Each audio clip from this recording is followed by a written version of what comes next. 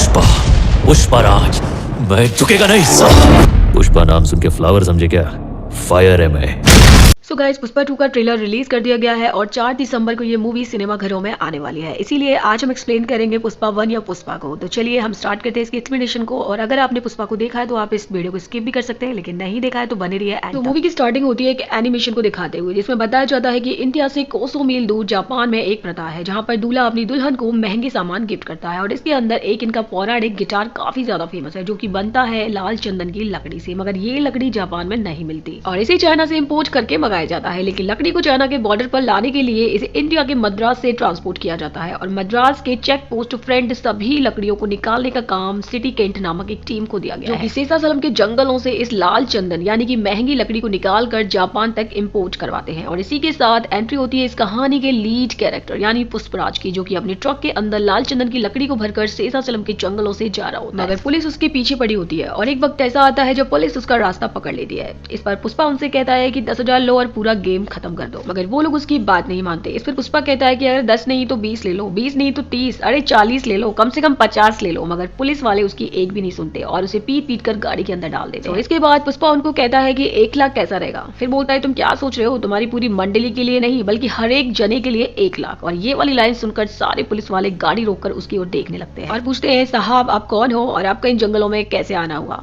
इस पर पुष्पा कहता है पुष्पराज नाम है मेरा, याद रखने की जरूरत नहीं है, बस अपने काम से काम रखो। इसी के साथ हमारी कहानी पहुंच जाती है 1 साल पीछे, जहां पर हम देखते हैं कि पुष्पा नाम का एक आदमी मिल में काम कर रहा होता है। ब्रेक टाइम में चाय पीने के लिए वो टांग पे टांग रखकर एक चेयर पे बैठा हुआ होता है और साथ में पाव भी खा रहा होता है। उसे किसी भी चीज की कोई फिक्र नहीं होती है। तभी वहां पर मिल का मालिक पहुंच जाता है। वो मालिक अपने मैनेजर से बोलता है कि ये कौन है जो बाहर बैठा है और जिसने अपने पैर के ऊपर पैर डाला हुआ है, इसके लिए थोड़ी सी तमीज सिखाओ। इसके बाद वो मैनेजर उसके पास आता है और उसे बोलता है कि भाई थोड़ी सी तमीज सीख लो, तो मजदूर हो और अपने मालिक के सामने पैर पर पैर रख के इस तरीके से चेयर पे नहीं बैठ सकते। और मालिक को बहुत ज्यादा गुस्सा आ रहा है। उसके बाद पुष्पा उसको बोलता है अरे भाई तेरा क्या जा रहा है, ये बायां पैर भी अपना है और दायां पैर भी अपना है, तेरी लुंगी में काय को खुजली हो रही है, जो भी करता मेहनत करता, और अगर तुझे मेरा तरीका नहीं पसंद तो मुझे तेरी नौकरी नहीं पसंद, और ये ले संभाल अपनी नौकरी। और ये सब कह करके वो वहां से चला जाता है। और वहीं पर दूर खड़ा केशव नाम का एक शख्स ये सब कुछ देख रहा होता है और वो सोचता है कि मुझे भी अपना मालिक बदल लेना चाहिए, और वो भी उस नौकरी को छोड़कर पुष्पा के पीछे चला आता है और पुष्पा को ही अपना मालिक बना लेता है और तब से वो उसी के साथ रहना स्टार्ट कर देता है। और दूसरी तरफ पुष्पा की माँ पर बहुत ज्यादा कर्ज था और इसीलिए मुनीम आकर उसकी माँ को धमकाता है कि मेरा पैसा कब देगी, बहुत सारे महीने हो गए तूने मेरा पैसा अभी तक चुकता नहीं किया। अभी पुष्पा अपनी भैंस को 5,000 रुपए में बेच देता है और उसके बाद उस मुनीम का पैसा चुकता कर देता है। और इसी के साथ वो उससे कहता है कि जब तूने मेरी माँ से पैसे मांगे तो उन्हें सारे गांव के सामने जलील किया है, और अब मैंने तेरा पैसा चुकता कर दिया है तो तुझे सारे गांव के सामने ये कहना पड़ेगा कि मैंने यानी कि पुष्पा ने तेरा पैसा चुकता कर दिया है। जाते वक्त वो मुनीम पुष्पा को बोलता है कि या तो तेरी अकड़ तुझे जमीन में मिला देगी और या तो फिर तुझे इस दुनिया का राजा बना देगी। खैर अगले दिन जब पुष्पा तिहाड़ी के लिए अपनी गाड़ी में वेट कर रहा होता है तभी 2 गाड़ियां आती है, एक 100 की और एक 1000 की। अब ये वाली बात पुष्पा को थोड़ा समझ भी नहीं आती और इसीलिए वो केशव से पूछता है कि आखिर इन दोनों गाड़ियों में डिफरेंस क्या है।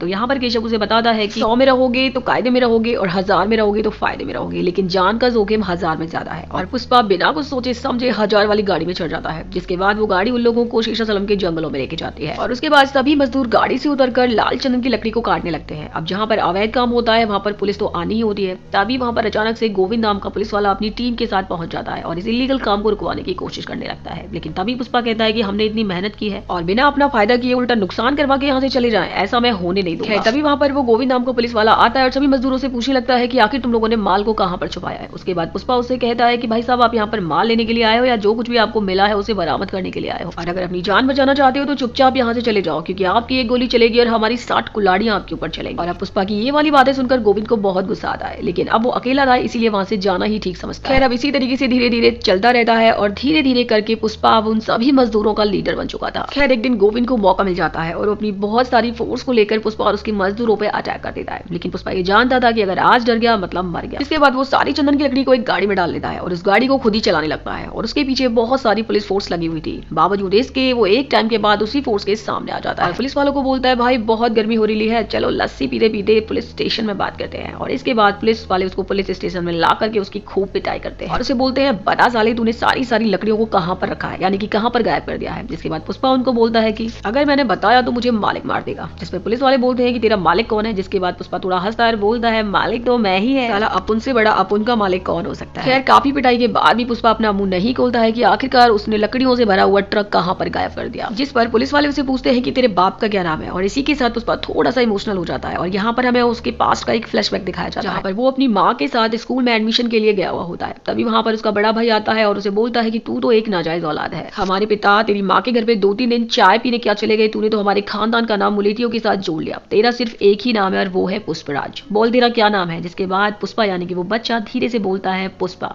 उसके बाद वो बोलता है जोर से बोल तेरा क्या नाम है। और इसके बाद वो बच्चा तेज आवाज में बोलता है पुष्पा राज, और इसी के साथ उसका एक कंधा ऊपर हो जाता है। और इसी के कारण पूरी मूवी में यहाँ पर हमें पुष्पा का एक कंधा ऊपर ही दिखाया गया है। इसी के साथ हमारी मूवी प्रेजेंट में आ जाती है। काफी पिटाई होने के बावजूद पुष्पा उस पुलिस वालों को उस ट्रक के बारे में कुछ भी नहीं बताता है, और इसी के साथ उस ट्रक का मालिक उसे बचाने के लिए पुलिस स्टेशन आ जाता है। ये थी रेड्डी गैंग, और ये रेड्डी गैंग 3 भाइयों के थ्रू चलाई जा रही थी। सबसे छोटा था जॉली रेड्डी, जिसका काम था सिर्फ शराब, और शराब उसे हर वक्त अपने बिस्तर पर एक लड़की चाहिए। और उसके बाद था उसका बड़ा भाई जक्का रेड्डी, जो कि सबसे ज्यादा तेज और होशियार था, और सारा का सारा काम धंधा वही देखता था। तीसरे नंबर पर था उन लोगों का सबसे बड़ा भाई, जो कि सबसे ज्यादा खूंखार था, जिसका नाम था कोंडा रेड्डी। और यही रेड्डी गैंग शेषाचलम के जंगलों से लाल चंदन को इंपोर्ट करवाने का काम किया करती थी। जॉली पुष्पा से पूछता है कि आखिर तूने हमारा माल कहाँ पे छुपाया है, चल जल्दी से बता। इस पर पुलिस वाले कहते हैं कि हमने भी इसको खूब पूछा और काफी इसको पीटा, लेकिन इसने हमें कुछ नहीं बताया। इस पर पुष्पा उन पुलिस वालों को बोलता है, ओए तुम्हें साल का कितना मिलता है? 60,000। तुम्हें बताता तो मुझे क्या मिलता, कम से कम इनको बताऊंगा तो कुछ तो मिलेगा। उस पर बोलता है ठीक है भाव, 5 लाख में डील फाइनल करते हैं, तो मुझे 5 लाख दो, मैं तुम्हें बता दूंगा कि तुम्हारी लकड़ी मैंने कहाँ पर छुपाई है। खैर उसके बाद रेड्डी गैंग उसकी बात मान जाता है, और पुष्पा उन सभी को गाड़ी से उसी जंगल में लेके जाता है, जहाँ पर वो उन सबके लिए एक कुआं दिखाता है, जिसके अंदर सारी की सारी चंदन की लकड़ियां पड़ी हुई थी। यानी कि जब पुलिस उसके पीछे पड़ी थी और वो गाड़ी चला रहा होता है, यानी ट्रक चला रहा होता है, तो वो पुलिस से बचने के लिए सारा का सारा चंदन की लकड़ी से भरा हुआ ट्रक उस कुएं के अंदर गिरा देता है। पुष्पा की शानदार दिलेरी और अक्लमंदी को देख करके रेड्डी गैंग उसके लिए 5 लाख रुपए दे देता है। जिसके बाद पुष्पा अपने लिए एक लाल कलर की गाड़ी खरीद लेता है, और उस गाड़ी को लेकर अपनी माँ के पास जाता है। जिसके बाद वो इस गाड़ी को अपनी माँ के लिए दिखाता है, और ये तीनों उस दिन बहुत ज्यादा खुश होते हैं। और दूसरी तरफ हम रेड्डी गैंग के सबसे बड़े भाई कोंडा रेड्डी को देखते हैं, जो कि पुष्पा से बहुत ज्यादा इंप्रेस हो गया था। उसकी अक्लमंदी उसको बहुत ही पसंद आई, इसीलिए वो पुष्पा को मिलने के लिए खुद अपने पास बुलाता है, क्योंकि बहुत सारे चेक पोस्टों पे उसकी चंदन की लकड़ी को पुलिस वाले पकड़ लिया करते थे, और इसी वजह से वो पुष्पा से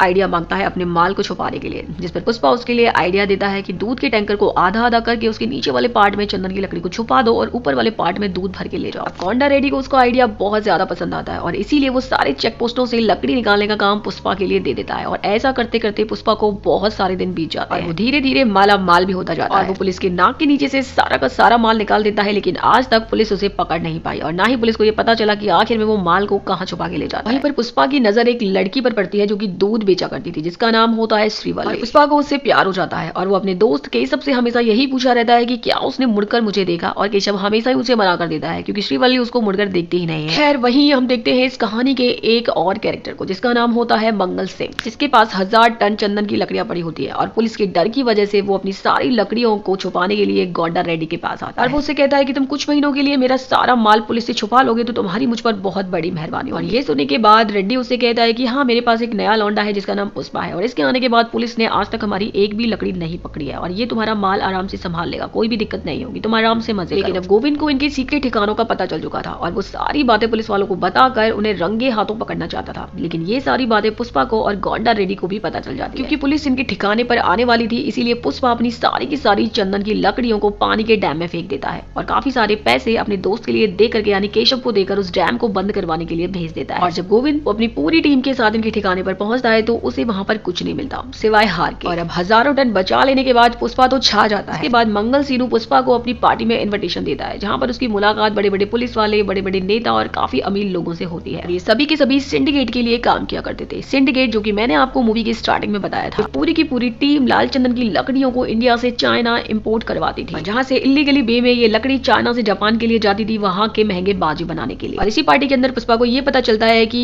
मंगल सीनू 1 माल टन को चेन्नई के मुर्गन को 2 करोड़ रुपए में बेचता है, और उसका सिर्फ 25 लाख रुपए कोंडा रेड्डी और बाकी की टीम को देता है, और बाकी का पैसा खुद अपने पास रख लेता है। उसके बाद पुष्पा सारी की सारी बातें कोंडा रेड्डी को बताता है, और कोंडा रेड्डी सुनने के बाद कहता है ठीक है, तो तू खुद से ही जाकर उसे पैसा बढ़ाने के बारे में बात कर ले, अगर वो तुझसे बात बात करता है तो ठीक है, अगर बात नहीं भी करता है या कोई भी पंगा होता है तो मैं तुझे नहीं जानता और तू मुझे नहीं जानता। खैर वहीं हम दूसरी तरफ देखते हैं कि पुष्पा को श्रीवल्ली चाहिए थी, उसे किसी भी कंडीशन में उससे शादी करनी थी, इसीलिए वो अपनी माँ को श्रीवल्ली के घर पहुंचा देता है। पुष्पा की माँ श्रीवल्ली के माता पिता से उनकी शादी की बात करती है, लेकिन तभी वहां पर उसका सौतेला भाई पहुंच जाता है जो कि सारे किए कराए पर पानी फेर देता है। और वो श्रीवल्ली के पिता से कहता है कि आप अपनी बेटी की शादी एक नाजायज से करने के लिए जा रहे हो, शादी करने से पहले थोड़ा बहुत सोच लीजिए। और अब फिर क्या था, पुष्पा को बहुत गुस्सा आ जाता है और वो उसके सर पर एक गड़ा फेंक कर मार देता है, लेकिन इतने में ही उसकी माँ जमीन पर गिर जाती है। अब उसकी माँ के सिर से खून बहना स्टार्ट हो जाता है, इसलिए पुष्पा अपनी माँ को हॉस्पिटल लेके जाता है और अब उसका रो रो कर बुरा हाल हो जाता है। इस पर केशव आकर उनको पूछता है कि आखिर भाई आपको इतना भी क्या बुरा लग गया जो आप इतना रो रहे हो। इस पर पुष्पा उसे बताता है कि काफी साल पहले मेरे पिता की मौत हो गई तो इनके बड़े बेटे ने हमें घर से बाहर निकाल दिया और हमारा सारा सामान भी फेंक दिया और मेरे गले में मेरे पापा का आखिरी लॉकेट था वो भी मुझसे छीन लिया।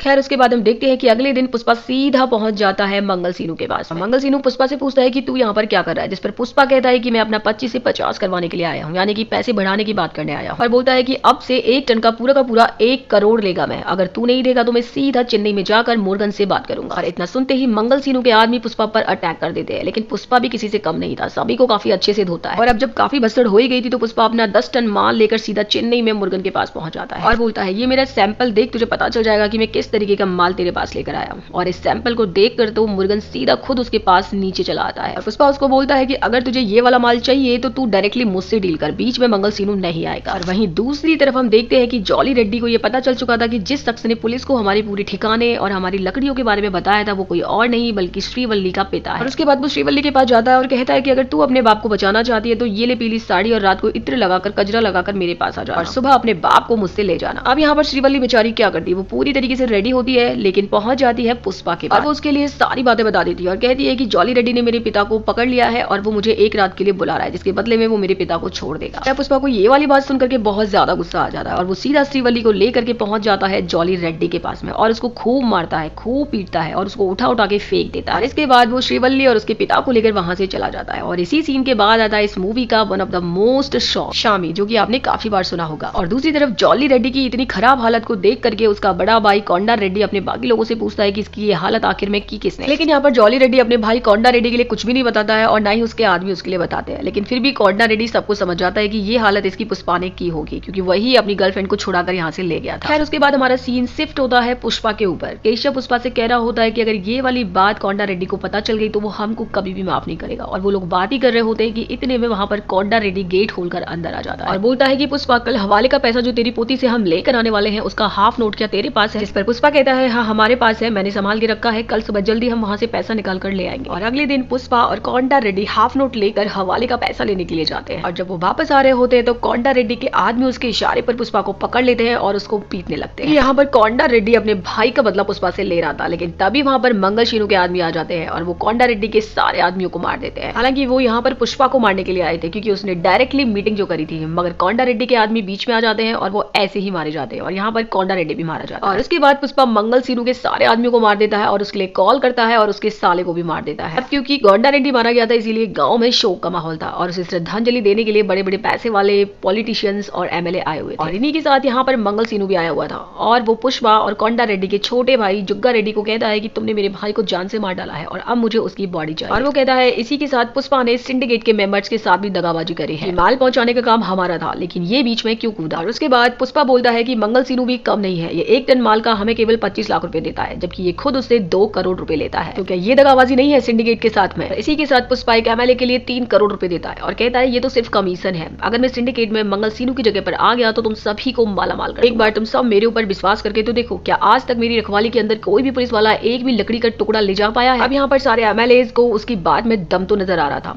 और इसी के साथ ही सारे के सारे मिल करके मंगल सीनू की जगह पुष्पा राज को सिंडिकेट का हेड बना देते हैं, जिसके बाद पुष्पा की तो हर जगह जलवे ही हो जाते हैं। तभी इस कहानी में एंट्री होती है भैरव सिंह शेखावत की, जो कि इस कहानी का एक लीड कैरेक्टर है। वो एक पुलिस वाला था जो गोविंद की जगह पर यहाँ पर ट्रांसफर होकर आया था और उसके बारे में सुनते ही पुष्पा उससे अपनी सेटिंग बिठाना चाहता था ताकि उसके धंधे में कोई भी प्रॉब्लम नहीं आए और इसीलिए वो एक खोखा लेकर सीधा उसके पास पहुंच जाता है। उसके बाद उसकी वहां से थोड़ी कहासुनी हो जाती है जिस पर वो इंस्पेक्टर पुष्पा की काफी बेइज्जती करता है और उसके पिता के बारे में भी उल्टा सीधा बोलता है, जिसके बाद वो उसे बोलता है कि तू मुझे सर बुलाएगा, मुझे इज्जत देगा तो ही तुझे इज्जत मिलेगी और आज के बाद मैं डिसाइड करूंगा कि मुझे कितना पैसा चाहिए और तू मुझे कितना पैसा देगा, कौन सी डील कब होगी, ये सारी चीजें आज के बाद मैं डिसाइड करूंगा। और उसके बाद वो पुष्पा को बोलता है चल निकल यहाँ से। अब तक की जर्नी में पुष्पा का कोई भी मालिक नहीं था, लेकिन ये इंस्पेक्टर तो उसके ऊपर मनमानी करने लगा था। वो जब भी उसको उसको बुलाता, जितने भी पैसे मांगता पुष्पा उसके लिए तुरंत दे देता। उसके बुलाने पर एक ही बार में दुम दबाते हुए उसके पास जाता। खैर श्रीवल्ली की शादी पुष्पा के साथ होने वाली थी, लेकिन अपनी शादी को छोड़कर पुष्पा भैरव सिंह शेखावत के साथ एक पहाड़ पर बैठकर ड्रिंक कर रहा था। अब इसके बाद पुष्पा भैरव सिंह शेखावत के लिए सब कुछ याद दिलाता है कि कैसे उसने उस दिन उसके स्टेशन में पुष्पा की बेइज्जती की थी, उसकी माँ को लेकर, उसके पिता को लेकर और उसकी बीवी को लेकर। उसके बाद वो भैरव सिंह शेखावत की काफी बेइज्जती करता है और फाइनली वो उससे बोलता है कि आज के बाद मैं अपने सारे काम खुद करूंगा, तुझे एक भी पैसा नहीं दूंगा, सारी डीलिंग, सारी मीटिंग्स कब कहां पर होंगी, सारी की सारी चीजों को मैं तय करूंगा। और उसके बाद अपनी गाड़ी में बैठकर अपनी शादी करने के लिए चला जाता है। अब जहां पर एक तरफ पुष्पा की शादी हो रही थी, वहीं दूसरी तरफ भैरव सिंह शेखावत अपनी क्रोध की अग्नि में जल रहा होता है। इसी तगड़े सस्पेंस के साथ इसका फर्स्ट पार्ट यहीं पर खत्म हो रहा है। सो गाइस, आप मुझे कमेंट सेक्शन में जरूर बताइएगा कि आपको ये मूवी कैसी लगी। और अगर आप चैनल पे नए हैं तो हमारे चैनल को सब्सक्राइब जरूर कर लीजिएगा। मिलते हैं नई वीडियो में नई मूवी के साथ, तब तक के लिए बाय बाय।